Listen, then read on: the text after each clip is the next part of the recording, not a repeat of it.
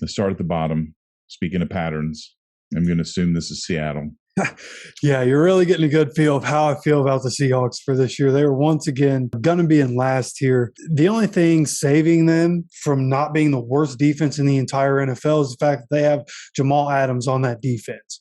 I believe they were able to get Geno Atkins to somehow re-sign there, but at the stage of his career, don't expect that to be a huge splash signing. They lost Bobby Wagner. He went to the Rams, which is gut punch to Seahawks fans, the fact that he left them and went straight to the Rams this offseason. So I expect this defense to get worse. They were very bad last year. The numbers for the Seahawks in 2021, here they are. 11th in points allowed. Not too bad, right? But here's the rest. They were 28th in yards allowed, 31st in pass yards allowed, 17th in rush yards allowed, 25th in takeaway. So they're not getting the ball back for the offense.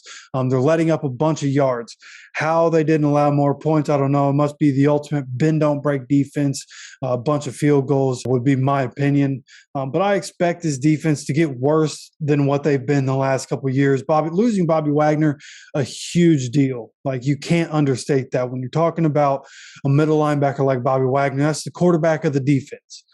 That matters a lot for a team, and they're going to feel that pretty heavy this year. I don't expect them to be the worst defense, but I would expect them to probably be the second worst defense in the league, and they are definitely the worst defense in the NFC West. All right. So as we talked about before, with the pattern developing between the Rams and the Cardinals emerging, you got a little monkey wrench to throw in this on that emerging pattern, huh?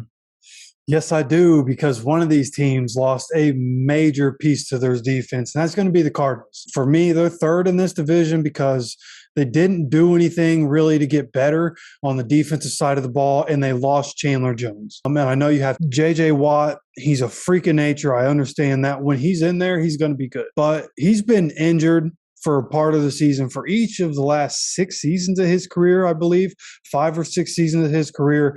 And it's been major injuries. Like, he's torn biceps multiple times in his career, I believe, or torn pecs. I think it was a torn pec this time, torn a bicep. I mean, he has major injuries piling up. So what will he be coming in to his 10th or 11th year in the league? I don't know. You have Budda Baker, who I like. Isaiah Simmons hasn't become what they thought he would become. And when you look at the numbers from last season, they're a little up and down in different areas of the game. But the part that makes me think they're going to digress into 2022 is the fact that they were 7th in pass yards allowed. And I think part of that is the pass rush you get from having J.J. Watt and Chandler Jones together. And losing Chandler Jones, I think that's going to make the pass rush worse, which is going to make the secondary worse, which is going to make them allow more points. They won't get as many takeaways because of all of it. So all in all, this whole defense, I think, takes a step back. For the Cardinals, it's going to be to their detriment at the end of the day. Again, that offense is a powerhouse. Defense will kind of be a liability for them. They're the third worst for me in the NFC West. Okay. Who do you have at second? Second for me, I think people are going to be surprised here, but I'm actually going to put the Rams defense at second in this division. And the reason I'm doing that is because they have top end talent. We know they have top end talent, right? Jalen Ramsey, Aaron Donald. Can't ask for much better. You went out, you got Bobby Wagner. Still one of the best at his position, even though he's this far into his career. But when I looked at the numbers for this defense, and I looked a little closer at the different parts of this defense and who else is there, let me run down what they did in 2021. They were 15th in points allowed. They were 17th in total yards allowed, 22nd in pass yards allowed, 6th against the rush, and 11th in takeaways.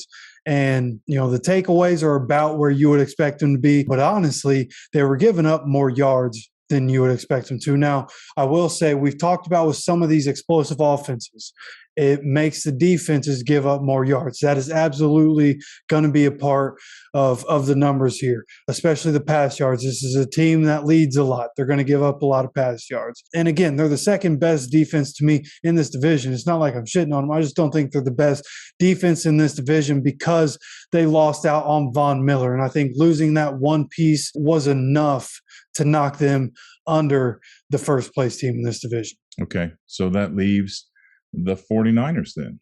And that would be the 49ers. Going into the 49ers, their defense just all around looks really good. And they draft so well. John Lynch seems like he was born to be a GM because it doesn't matter the offensive side of the ball, defensive side of the ball. Him and Kyle Shanahan have been finding great guys, and they have some rookies. And I know it's just a preseason game. I understand it's just a preseason game. I'm not trying to overreact to it.